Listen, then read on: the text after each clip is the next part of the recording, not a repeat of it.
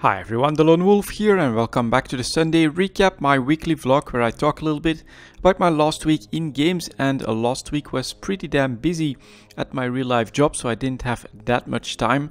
But for EVE Online, I think I managed just a bit less than average, especially the first part of the week. I still managed to play a decent amount, and with the exploration that I did there, I was pretty lucky. I found 220 million ISK from a single 4 out of 10, so it looks like my luck might be turning when it comes to exploration.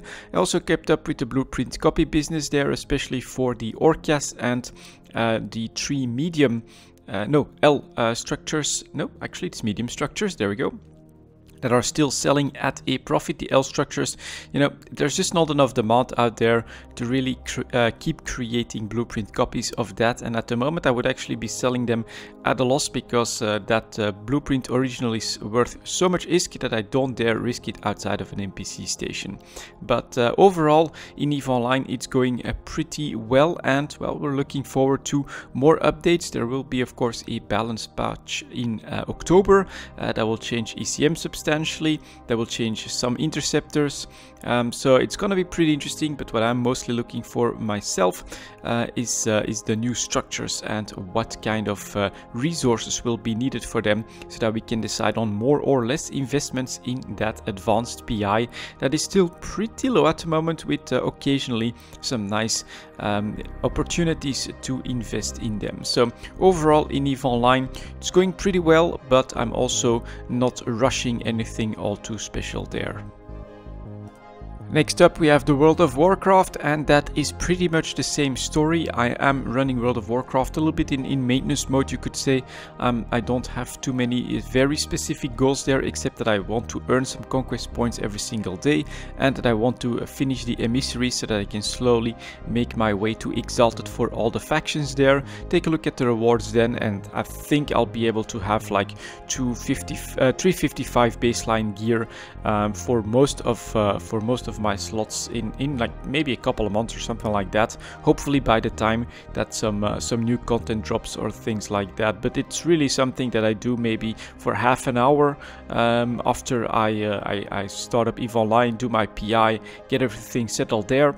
I launch World of Warcraft, and I usually need maybe half an hour or something like that in order to get 40 conquest points from a BG and then finish the emissary. It's really not that much time, and it does mean that you make progress in some aspects of the game, and especially with the conquest points, I mean, it's pretty decent gear. Even if you don't do any ranked stuff, you get 355 gear there, so I'm pretty happy with that. One lucky encounter while I was doing some emissaries, I found a supply case, something that drops from the sky. Just dropped me a 380 piece, so that is of course pretty damn awesome. But next to that, I don't really feel like pushing mythic raids or pushing raiding or anything like that at the moment. It's just relax, do some maintenance, and see what's next for the World of Warcraft. Next up we have a little bit of Overwatch. It's just a couple of games here and there. What I noticed is that D.Va has changed a lot since I last played her.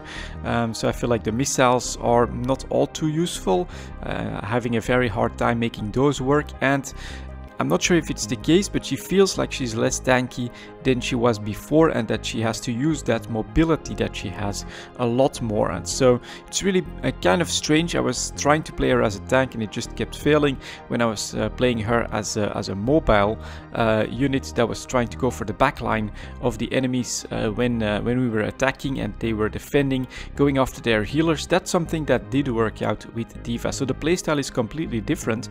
I used to really enjoy playing D.Va, and I actually feel like I managed to do really well with her from time to time, especially on attack.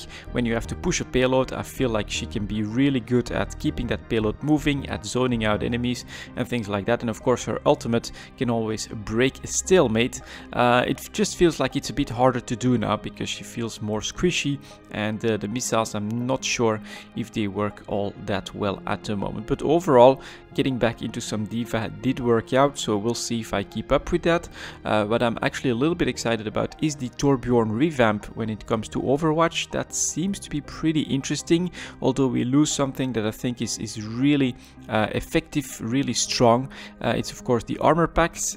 Giving that to your entire team gives you so much more HP that it gives you a really big advantage, but no longer having to hammer the turret I think will make a big difference, and well, the ult, we'll see how that works out of course. But for Overwatch, just a little bit of good fun at the moment. I'm not even sure if I'll be able to keep that up in the upcoming weeks, because there are other games coming on the horizon as well.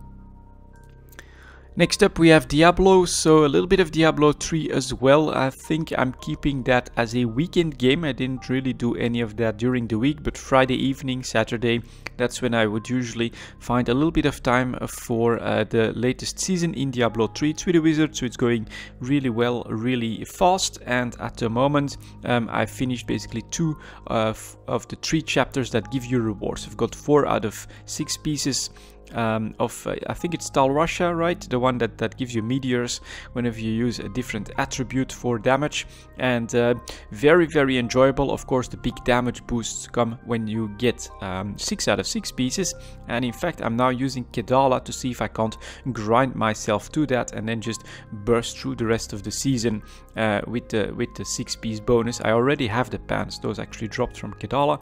I just need the chest, and then, you know, we'd be overpowered for anything that the season asks of you in order to get the pet reward, which is a cool little hand that walks around. And after that we'll see, but at the moment yeah, pretty busy at work, and so don't feel like I've got a lot of time.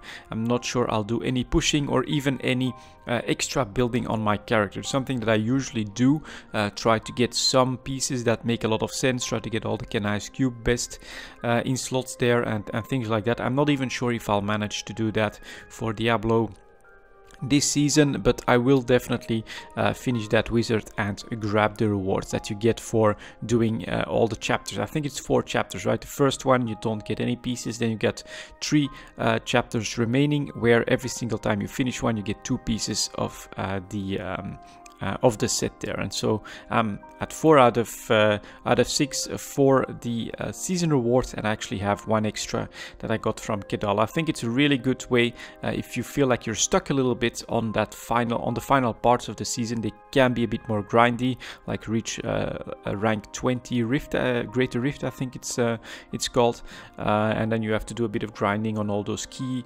wardens and things like that. So if you want to just be able to blast through that, well, just, you know, do some lower rifts, grab stuff from Kedala, and try to finish your set that way. That is my plan at the moment. And then I do have a final game, which is a free key that I received from the developer. It's called Helium Rain, and it's pretty interesting. It is definitely pretty small in scope, you could say, but I really love the setting. It is sci-fi. Basically, the story in a nutshell is that they found a very interesting star system not too far away from Earth. They sent colonists out there to try and set up like an outpost for humanity.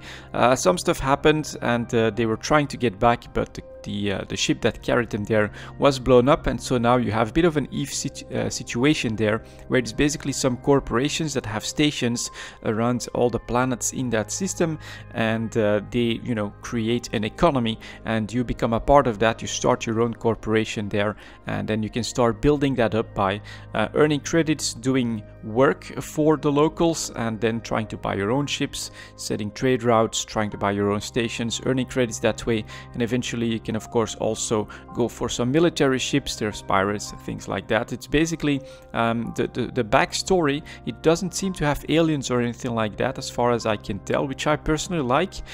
So the backstory is actually very muted. The technology that you're seeing there also feels very, very muted, like not too far in the distance, nothing too crazy like warp speed and flashy shields and super lasers and things like that. Just very down to earth, and I actually like like that. Basically also the gameplay itself, what you can expect is like a smaller version of an X game, which I do absolutely like myself. I am enjoying it, although I can also see some of the limits to the game and to the economic system that exists there, so I'm not sure how much pushing I want to do. But if you do like the X series and you are like me waiting for that X4 Foundations game to come out, which is going to be like a huge sandbox, I think, where you'll be able to do even more complex things, then you don't have the limits of like you can add 5 stations to that system and that's it. So you do have some very strong limits there, which I don't think you'll have in the X series, but it's definitely a pretty interesting game. It works as well, no crashes, no bugs, nothing too major to report on that front, and it's tying me over a little bit. I'm making a couple of videos with it. I'll see how far I can push my own corporation and my interest in the game, but yeah, free key, and definitely works pretty well with my love of sci-fi and sandboxy games there. And that's what I did last week, guys. Thank you very much for watching. I'll see you all next time.